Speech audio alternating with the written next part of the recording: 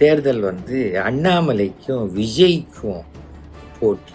விஜய் கால் தூசி கூட அண்ணாமலை வர மாட்டார். Annamalai is a total failure in politics. But பணம் சம்பாதிக்க தெரிஞ்ச மிகப்பெரிய புத்திசாலி. எந்த கட்சியையும் இன்னொரு கட்சியை அழிக்க முடியாது.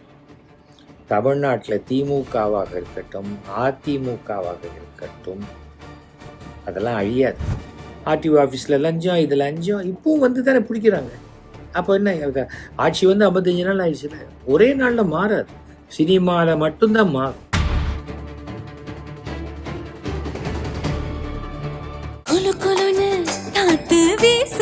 உங்கள் சத்யாவில் குளு குளு ஏசி ஆஃபர்.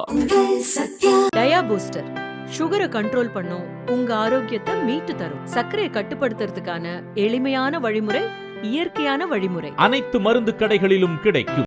கவர்னர் அவர்கள் மதுரைக்கு போய் ஒரு மீட்டிங் போயிருக்காரு. அப்போ இந்த வைகை நதியை பார்த்துட்டு, என்ன இப்படி இருக்கே, இதை சுத்தப்படுத்தணும், இதை சுத்தப்படுத்துறதுக்கு யாருமே ரெடியாக இல்லைன்னா வாங்க நாம் எல்லாரும் சேர்ந்து சுத்தப்படுத்துவோம், நாம் தயாராக இருக்கிறோம், தமிழக அரசோடு சேர்ந்து நம்முடைய கவர்னர் இல்லம் அது உழைக்க தயாராக இருக்கிறதுன்னு சொல்லியிருக்காங்க. உடனே ஊனு கம்யூனிஸ்ட்டு, நீ யார் இதில் தலையிடத்துக்கு, உனக்கு என்ன இது இருக்குது, நீ எப்படி உள்ளே வரலாம், அப்படி நீயே பக்கெட்டை வச்சு தூர் வாரிடுவியா, இல்லாட்டா ஆளை வைப்பியா, அது எப்படி அரசு வேலையில் தலையிடலாம் அப்படின்னா, கவர்னர் பதவி யார்கிட்ட போய் பதவி ஏற்கிறீங்க நீங்கள்?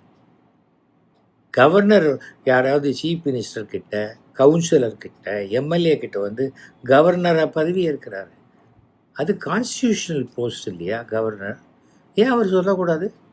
தமிழ்நாட்டில் ஒரு பிரச்சனைன்னா எல்லாரும் கவர்னர்கிட்ட தானே போகிறீங்க. பெரிய பெரிய பொட்டியெல்லாம் எடுத்துக்கிட்டு ஃபைல்ஸை தூக்கிட்டுலாம் ஒருத்தர் போயிட்டு இன்னைக்கு ஊரை விட்டே ஓடிட்டார்ல. அந்த கேள்வி இருக்குது. அந்த கேள்விக்கு அடுத்தது பதில் சொல்கிறேன். அப்படி இருக்கக்கூடிய இடத்துல ஏன் கவர்னர் சொல்லக்கூடாது? கவர்னர் என்ன சொல்லிட்டாரு?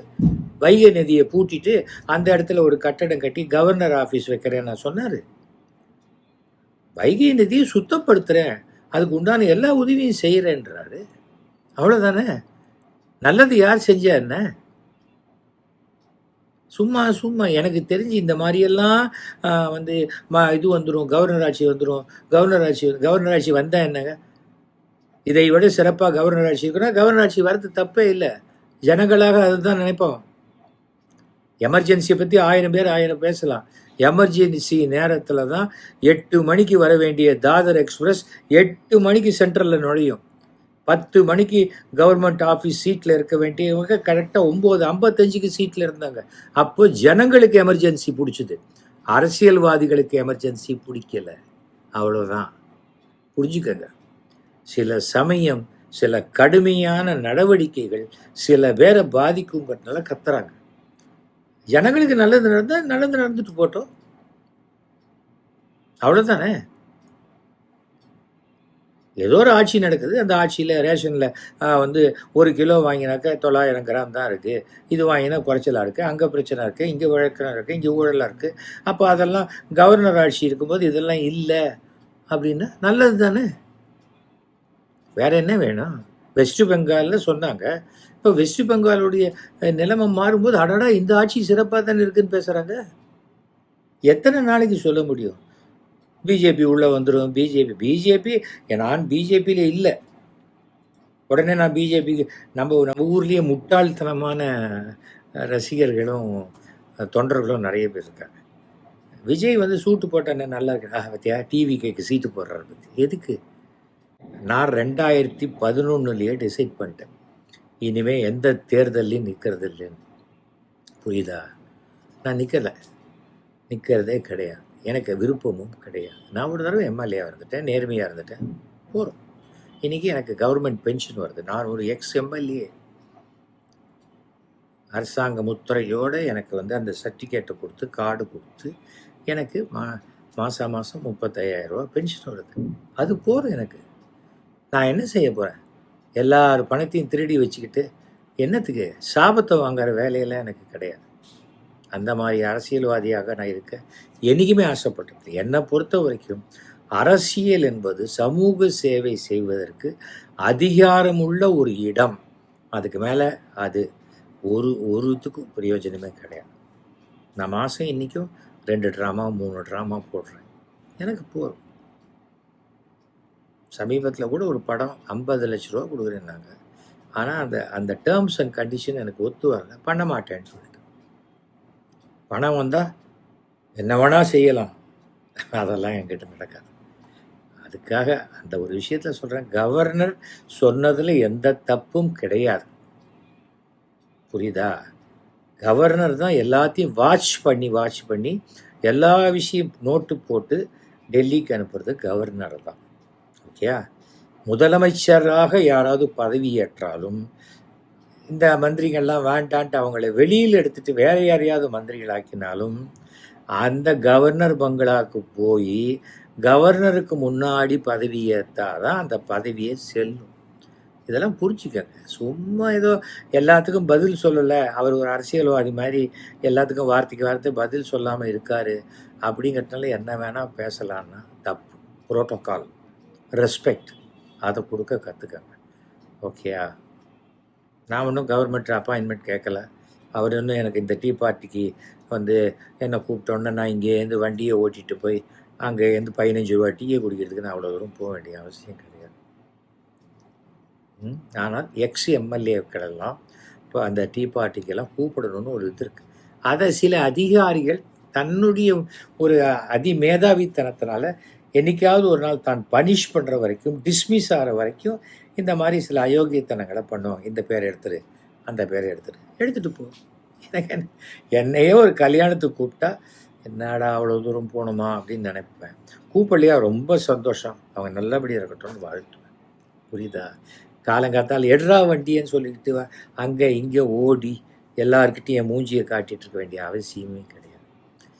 திமுக தோற்றாலும் திரு ஸ்டாலின் அவர்கள் என்னுடைய நண்பர் தான், ஆனால் நான் திமுக காரன் கிடையாது. அதுவே ஆர்எஸ் பாரதி தப்பாக பேசினா அதுக்கு பதிலும் நான் கொடுப்பேன். ஓகே, இதுதான் எஸ்வி சேகர். அடுத்தது அண்ணாமலை அமெரிக்கா போயிருக்காரு. அவர் வந்து தமிழர்கள் ஒன்றுபட வேண்டும், தமிழர்களாக ஒன்றுபட வேண்டும் அப்படின்லாம் பேசியிருக்காரு. அமெரிக்காலேயே 2 சங்கம் இருக்குது. ஒரு சங்கம் வந்து டிஎன்எஃப், இன்னொன்று வந்து ஃபெட்னா.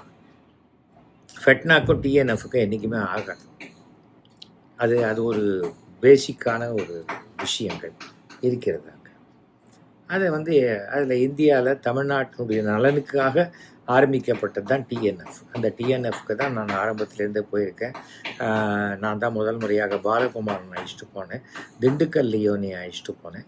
அது மாதிரி நிறைய பிரபலங்கள் நான் அழைச்சிட்டு போயிருக்கேன். நான் சீஃப் கெஸ்ட்டாக போயிருக்கேன். மூப்பனார் கலைஞரெல்லாம் அந்த அமைப்புக்கு நிறைய வாழ்த்துக்கள்லாம் தெரிவிச்சிருக்காரு. நான் 1996 சொல்கிறேன், அதுலேருந்து நாங்கள் போயிட்டு வந்துட்டுருக்கேன். அதனால் இங்கே அமெரிக்காவில் போய் தன்னுடைய அப்படியே தமிழர் வராது அண்ணாமலைக்கு, தமிழ் அவர், அதனால் பரவாயில்ல அவர் வந்து சொல்லிட்டு போட்டோம். அவர் தமிழர்களாக ஒன்று ஆனால் ஒன்று இப்போ நல்லா சொல்கிறேன் கேட்டுக்காங்க. இப்போ 18 லட்சம் பேர் தான் உறுப்பினராக இருக்காங்க. இப்போ அமெரிக்கா போயிட்டு வந்தோன்னு பார்த்தீங்கன்னா திடீர்னு அது 28 லட்சம் பேராக மாறும். எப்படி மாறும்? அதெல்லாம் அமெரிக்காவில் இந்த மாதிரி ஏஜென்சியெல்லாம் இருக்குது. யாருக்காவது காசு கொடுத்தா அவங்க உடனே எல்லாரையும் சேர்த்து விடுவாங்க, அமைப்பில் சேர்த்து விட்டு அவருடைய அமைப்பை பெருசாக்கி தமிழ்நாட்டில் அரசியலுக்கு வரவங்களாம் நடுங்கி போகிற மாதிரி. யாரோ ஒரு முட்டாள் சொல்கிறான், அடுத்த தடவை தேர்தல் வந்து அண்ணாமலைக்கும் விஜய்க்கும் போட்டி. விஜய் கால் தூசி கூட அண்ணாமலை வரமாட்டார் புகழில், புரியுதா? இவர் சர்வீஸ்லேருந்து சஸ்பெண்ட் ஆகி அவரை டிஸ்மிஸ் பண்ண வேண்டிய இடத்துல நானே ராஜினாமா பண்ணுறேன், என்னை விட்டுருங்க ஐயான்னு வந்தா அவருக்கும் விஜய்க்கு என்ன சம்மந்தம்? அரசியல் விஜயை விட அரசியல் தெரியுமா? விஜய்க்கு எவ்வளோ தெரியுமோ அவ்வளோதான் அண்ணாமலைக்கும் தெரியும். ஆனால் ரொம்ப தெரிஞ்ச மாதிரி காட்டிக்கொள்ளக்கூடியவர் தான் Annamalai. Annamalai is a total failure in politics. But பணம் சம்பாதிக்க தெரிஞ்ச மிகப்பெரிய புத்திசாலி அவர். ஏன்னா இப்போ கேஸ் வாபஸ் வாங்குறாங்கன்னு என்ன அர்த்தம்? இன்றைக்கி சொத்து கணக்கு கொடுக்கணும். அன்றைக்கி 15 லட்ச ரூபாய்க்கு வாட்ச் வாங்குறதுக்கு உனக்கு தெரியல, எனக்கு மொத்த கடனே 10 லட்ச ரூபா இருக்குது, யாரோ 10 லட்ச ரூபா கொடுத்தாங்க என்னை காப்பாற்றுறதுக்கு அப்படிலாம் சொன்ன ஆளுக்கெல்லாம் இன்றைக்கி வந்து 3000 கோடி ரூபா சொத்து, 4000 கோடி ரூபா சொத்துன்னு யாராவது சொன்னால் அது இல்லைன்னு நிரூபிக்கணும். இல்லையா இதெல்லாம் நான் கடன் வாங்கி தான் இதெல்லாம் இந்த சொத்தை சினிமாவில் ஒரு அண்ணாமலை சினிமாவில் ஒரு பாட்டை போட்டேன், அந்த பாட்டு முடியறதுக்குள்ளே எனக்கு இவ்வளோ சொத்து சேர்ந்து போச்சு, என்ன பண்ண முடியும்? ரஜினிகாந்துக்கு சினிமாவில் சேரலாம், எனக்கு சேரக்கூடாதா? அப்படின்லாம் கேட்கலாம் யார் வேணாம். அண்ணாமலை செய்தாரா செய்யலையா, சொத்து சேர்த்தாரா இல்லையா, காலம் பதில் சொல். எல்லாத்துக்கும் காலம் பதில் சொல்லு. எங்கள் வீட்டுக்கு யார் வந்தாலும் உட்காருங்க, இங்கே ரூபா நோட்டு, அங்கே ரூபா நோட்டு, இங்கே தங்க கட்டி, அங்கே தங்க கட்டி, எல்லா இடத்துலையும் வச்சுருந்தேன்னா யாரையுமே நான் என்னால் வீட்டுக்குள்ளே விட முடியாது.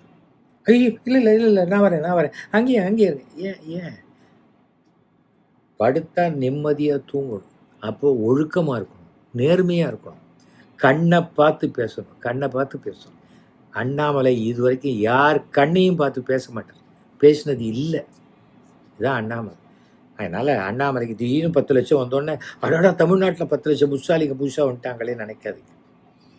அவர் சொல்கிறார் இது அரசியல் அமைப்பு கிடையாதுங்கிறாரு, சமூக சேவைன்றாரு. அவருக்கு சம்பாதிக்கிறதுக்குன்னு கூடவே அவரோட வந்து சேர்ந்தவங்களுக்கெல்லாம் அதிர்ச்சியாக இருக்குது. என்னடா அண்ணன் இப்படி தான் சொல்கிறாரு, நம்ம எப்படி சம்பாதிக்கிறது? இது ஒரு கூத்து.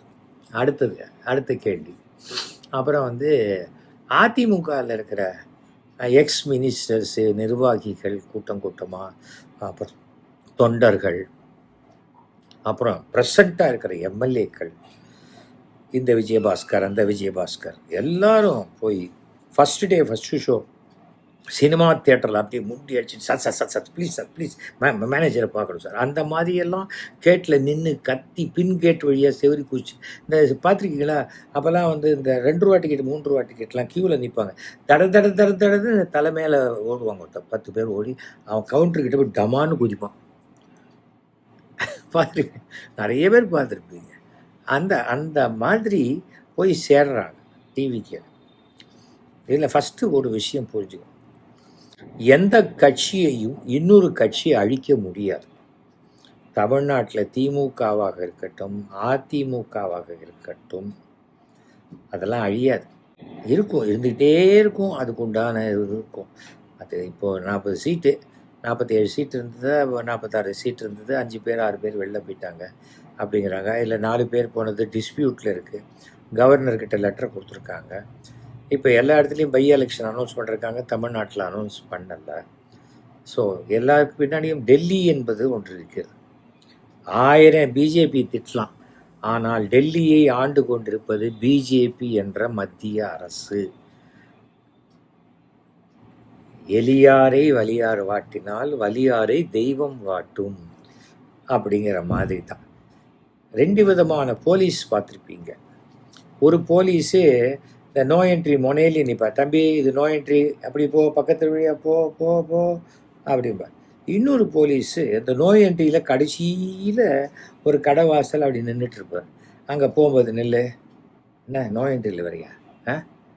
இல்லை சார் நான் ரிவர்ஸ் எடுப்பியா, நோ என்ட்ரிலே ரிவர்ஸ் எடுப்பியா நீ? வா லைசன்ஸ் எடு. அது ஒரு போலீஸ். அந்த போலீஸ் தான் பிஜேபி. தப்பு செய்ய விட்டுக்கிட்டே இருப்பாங்க. தப்பு ஒரு அளவுக்கு செஞ்ச பிறகு என்ன செய்யணுமோ அப்போ அவங்க வச்சு செஞ்சுருவாங்க. ஓகேயா? திமுக ஒன்றுமே இல்லை. ஆனால் ஏன் ஒன்றும் இல்லை? திமுகவுக்கு என்ன ஒன்றும் இல்லை, இப்பவும் 71 சீட்டுக்கு மேலே தானே இருக்குது. அப்புறம் என்ன, டெல்லியில் எங்கே இருக்குது? டெல்லியில் எத்தனை வச்சுருக்காங்க? 22 + 8 கிட்டத்தட்ட 30 எம்பி வச்சுருக்காங்களா? அந்த 30 எம்பிக்கள் தான் பிஜேபிக்கு தேவை. ஏன் இதே திமுக பிஜேபியோட முன்னாடி கூட்டணியில் இருந்தது இல்லையா? முரசொலி மாறன் இருந்த டயத்தில், முரசொலி மாறன் மறைவுக்கு வாஜ்பாய் இங்கே பெசன் நகர் சுடுகாட்டு வரைக்கும் வந்துட்டு இறுதி அஞ்சலி செலுத்திட்டு போகலையா? கலைஞர் உடம்பு சரியில்லாத போது மோடி அவர்கள் வந்துட்டு போகலையா? ஸ்டாலின் கையை பிடிச்சிட்டு அப்பா எப்படி இருக்காரு நான் பார்த்துக்காங்க, எந்த இது வந்தாலும் டெல்லி வரைக்கும் நீங்கள் அழைச்சிட்டு வாங்க நான் பார்த்துக்கிறேன் சொல்லலையா? அரசியலில் யாரும் விரோதியும் கிடையாது, யாரும் நிரந்தர நண்பனும் கிடையாது. அது இப்போ காங்கிரஸ் நிரூபிச்சு, நிரந்தர நண்பன்லாம் யாரும் கிடையாது அப்படின்னு. இன்னொரு விஷயம் நல்லா யோசிச்சுக்கணும், இது வந்து எல்லாரும் சேர்றவங்க அத்தனை பேருக்கும் வாய்ப்பு கொடுக்க முடியுமா? டிவிகே என்பது என்ன? தமிழக வெற்றி கழகம். ஓகே, அப்படிப்பட்ட தமிழக வெற்றி கழகத்துடைய ஒரே முகம்தான் யார்? விஜய். விஜய் என்ற ஒரு மிகப்பெரிய நடிகன், ரஜினிகாந்துக்கு அடுத்தபடியாக இருந்து அந்த இடத்துக்கு வரணும்னு நினைத்த ஒரு நடிகருடைய முகம் இல்லையா? அந்த முகத்துக்கு விஜய் பார்க்க வந்தாலும் அது ஈடுகட்ட முடியாது, செங்கோட்டையனாலையும் ஈடுகட்ட முடியாது, ஆதவ் அர்ஜுனாலையும் ஈடுகட்ட முடியாது, யாராலையும் முடியாது. குஷி ஆனந்த் அந்த இடத்துக்கு வரத்துக்கு ஆசைப்படவே மாட்டார். அவர் ரொம்ப அந்த ரசிகர் மன்றத்தினுடைய தலைவராக இன்னைக்கு அந்த கட்சியினுடைய பொதுச் செயலாளராக இருக்கார். பொதுச் செயலாளர் டிவிக்கு யாரு அப்படின்னா அதிமுகவில் ஜெயலலிதா அவர்கள் வகித்த பதவி, நிரந்தர பொதுச் செயலாளர் அப்படின்னு சொல்லுவாங்க இல்லையா, அந்த பதவி. அதனால எத்தனை பேர் வேணா வரலாம். ஆனால் ஒரு டப்பாக்குள்ள 100 நெல்லிக்காய் தான் போகும்னா அந்த டப்பாக்கு உள்ள சைட்லெல்லாம் 500 நெல்லிக்காயை போட்டால் கூட அந்த டப்பா பிதுங்கி வழிஞ்சு பல நெல்லிக்காய் உருண்டு மறுபடியும் வெளில ஓடிடும். இல்லைன்னா அந்த டப்பாவே உடஞ்சிரும். இதுதான். இதை சமாளிக்க வேண்டிய பொறுப்பு, இதை சாமர்த்தியமாக டீல் பண்ண வேண்டிய பொறுப்பு திரு விஜய் அவர்கிட்ட இருக்கு. எதுக்காக நான் சொல்கிறேன்னா, ஒரு கன்சர்னில் தான் சொல்கிறேன். விஜய் ரொம்ப கம்ஃபர்டபுள் லைஃப் வாழ்ந்தவர். ஒரு நல்ல ஊழலற்ற ஆட்சி வரணும், யாரும் லஞ்சம் கிஞ்சம் இருக்கக்கூடாதுன்னு நினைக்கிறார். எனக்கு தெரிந்த வரைக்கும் விஜய் முதலமைச்சராக ஒரு பைசா கூட லஞ்சம் வாங்க மாட்டார் அப்படிங்கிறது நான் நினைக்கிறேன். ஆனால் இந்த டிவிக்குள்ளே வந்தவங்க 90% மேலே விஜய் வந்துட்டாரு, இன்னும் 5 வருஷம் ஆச்சு, 10 வருஷம் ஆச்சு, நாம் எப்படி சம்பாதிச்சு செட்டில் ஆகலாம் அப்படிங்கிற எண்ணத்தில் வரவங்க தான் ஜாஸ்தி. இது என்ன யார் சொன்னாலும் மாற்ற முடியாத ஒரு விஷயம். அப்படி இருக்கும்பொழுது அதை எப்படி சமாளிக்க போகிறாங்க? விஜய் 234 பேர் இருக்கிற அசம்பிளியில் உட்காரலாம், பேசலாம்.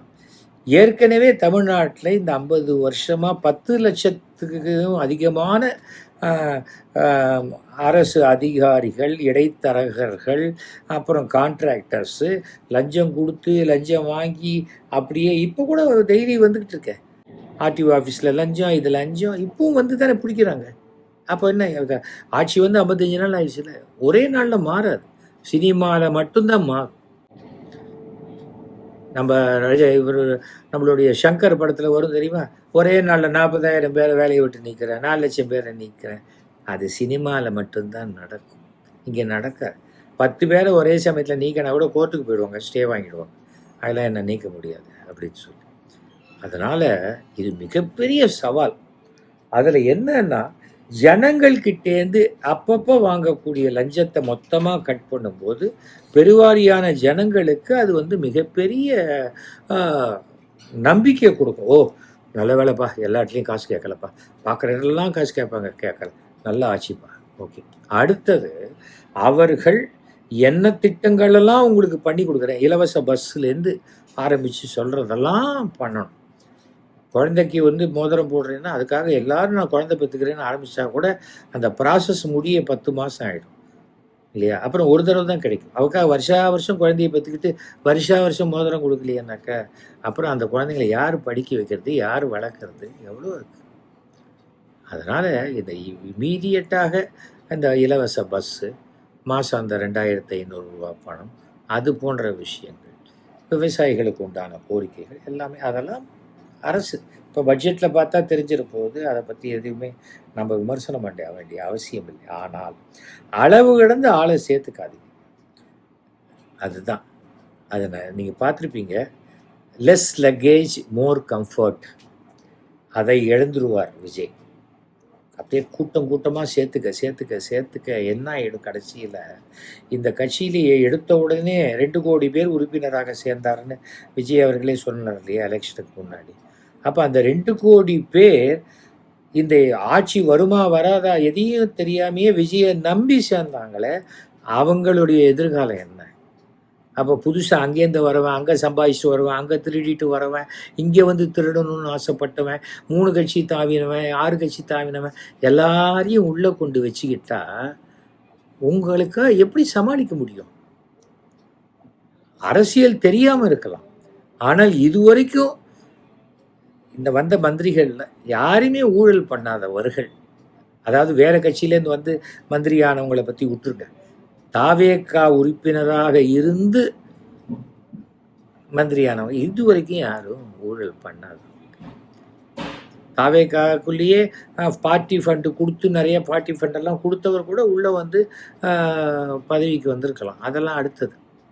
ஆனால் தாவேகா என்ற அமைப்பிலேருந்து ஆரம்பத்துலேருந்து குஷி ஆனதுலேருந்து எடுத்துக்காங்க, யாருமே இதுவரைக்கும் அரசியலில் ஊழல் பண்ணாங்க.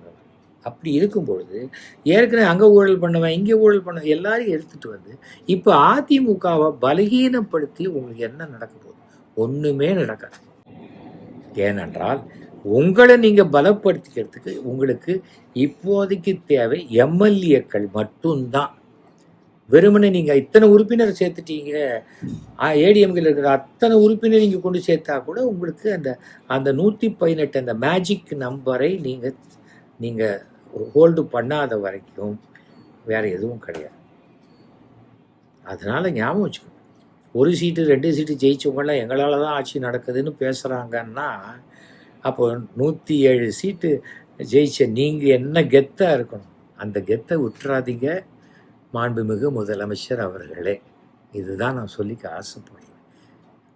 இன்னொருத்தரை பலகீனப்படுத்தணுங்கிற முயற்சியில் நீங்கள் ஈடுபடாதீங்க, உங்களை பலப்படுத்தி கொள்ளும் முயற்சியில் ஈடுபடுங்கள். அதுக்கு வெறும் உறுப்பினர்கள் போகிறவே போகிறாங்க. இப்போ வரவங்களாம் எதுக்கு வராங்க? அடுத்தது பஞ்சாயத்து தேர்தலில் நிற்கணும், சேர்மன் ஆகணும், ஏதாவது வாரியத்தில் பதவி வேணும், நமக்கு ஒரு கார் வேணும், அதை வச்சுக்கிட்டு என்ன ஊழல் நம்ம பாட்டுக்கு நம்ம லோக்கலாக பண்ணி சம்பாதிச்சிருக்கலாம், ஏற்கனவே பண்ண ஊழல்லேருந்து மாட்டிக்காமல் இருக்கலாம், ஏன்னா ஆளுங்கட்சி ஆகிட்டோம் நம்ம. அப்படிப்பட்டவர்களுக்கு இடம் கொடுத்துடாதீங்க. ஏனென்றால் நீங்கள் நிம்மதியாக சொகுசாக வாழ்ந்தவங்க. இப்போ நீங்கள் அதுக்காக நீங்கள் சொகுசையும் விட வேண்டாம், நிம்மதியும் இழக்க வேண்டாம். ஒரு முதலமைச்சராக நல்ல நிம்மதியோட நல்ல சௌக்கியமாக எல்லாத்தையும் பண்ணணும்னு சொன்னால் அப்படியே அள்ளி அள்ளி போட்டுக்காதீங்க. வர தண்ணி எல்லாமே நல்ல தண்ணியாக இருக்காது, அதில் பல சாக்கடை தண்ணி வரும் இல்லையா? அது நல்ல தண்ணியை கெடுத்துடக்கூடாது. உங்ககிட்ட கொஞ்சம் பால் இருக்குது, அந்த பாலைத்தான் நீங்கள் சேர்க்கணுமே தவிர கொஞ்சம் கொஞ்சமாக சொட்டு சொட்டாக விஷத்தை உள்ளே விட்டுக்கிட்டே இருந்தீங்கன்னா உங்கள் பால் இருக்க அதுவும் விஷமாக மாறிடும். பார்த்துக்கங்க. என்னுடைய அருமை நண்பர் சந்திரசேகரன் புதல்வர் என்ற ஒரு இது உண்டு. உங்களை முதல்ல நான் கனடாவுக்கு கூப்பிட்டு போனேன், ஸ்டார் நைட்டுக்கு. அந்த 26 வருஷம் முன்னாடி என்னுடைய இண்டஸ்ட்ரியில் இருக்கக்கூடிய இளம் நடிகர் அந்த ஒரு கன்சர்னில் நான் சொல்கிறேன். அதுக்காக உடனே நாளைக்கு நான் டிவிகளை வந்து சேர்ந்துருவேன் அப்படின்னு எவனாவது முட்டாள் நினச்சாங்கன்னா அந்த முட்டாள்கள் ஆயிரம் கேட்டேன். நான் கலைஞர்கிட்டையும் சரி ஸ்டாலின்கிட்டையும் சரி என்னால் திமுகவில் சேர முடியாது, நீங்கள் திராவிட கழகத்தை ஆதரிக்கிற வரைக்கும்னு நான் சொன்னேன். இன்றைக்கி அதான் என்னுடைய ஸ்டாண்டு. அதனால் என்னுடைய வாழ்க்கையினுடைய எந்த கொள்கையும் நான் விட்டு கொடுத்து வாழ வேண்டிய அவசியம் எனக்கு இல்லை. கடவுளை மட்டும்தான் நம்புவோம். If God be with us who can be against us. இது பைபிளில் இருக்குது. அதுக்காக நான் கிறிஸ்டியனை மாற முடியுமா? வேண்டாம். ஏன்னா இது பகவத்கீதையிலையும் சொல்லப்பட்டிருக்கிறது, குர்ஆன்லையும் சொல்லப்பட்டிருக்கிறது. அவ்வளோதான். நல்லவைகள் எங்கே இருந்தாலும் எடுத்துக்கணும். நான் மெசேஜ் எடுத்துக்கிறவன், மெசஞ்சரை பார்க்குறவன் கிடையாது. ஓகேயா? அதனால் பார்த்துக்கங்க.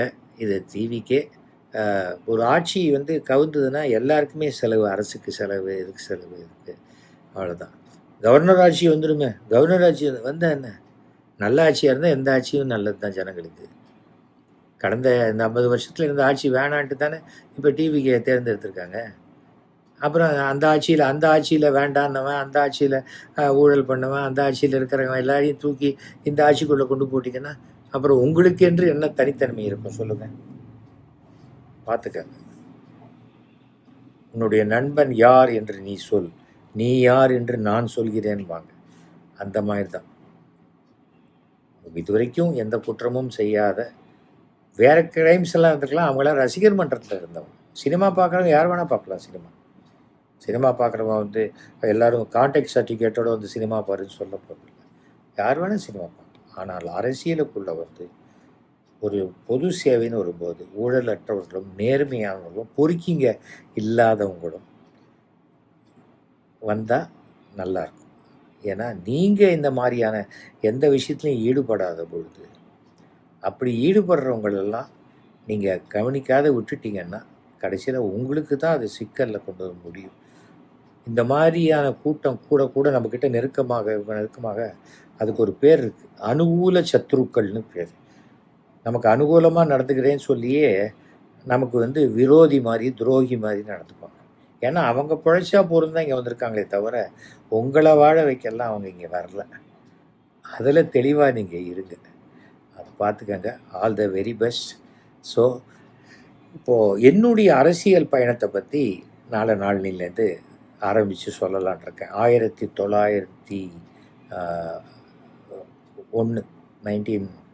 1989 எலெக்ஷனில் நான் நின்னேன்.